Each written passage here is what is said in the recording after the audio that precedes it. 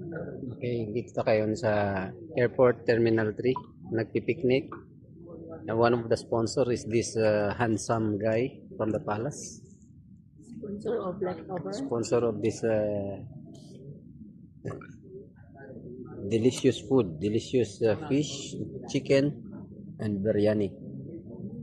Wala na, nabaliskad ng isda. Pare, can I see?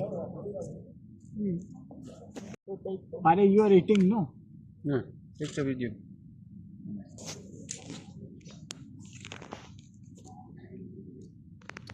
We are in the airport right now, celebrating the 23rd Pumunta kami birthday dito, of wala this mga guy. pera.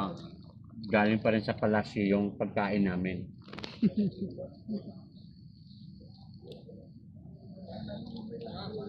Hello guys, we're having picnic inside the Terminal 3. This is the difference between having picnic outside like in the ocean or In the ocean, we heard it before. How come how do the picnic in the airport? we were inside the Terminal 3 because it's cold. During this time, it's very hot. Hello guys, let's eat, no? But here we need to cowboy. Wash your hand, you eat. Kung gusto mo pang mabuhay, kumain ka. Okay, dito kayo sa Airport Terminal 3. Nagpipiknik. And one of the sponsor is this handsome guy from the palace. Sponsor of leftover. Sponsor of this delicious food, delicious fish, chicken, and biryani. Wala na, nabaliskad ng isda.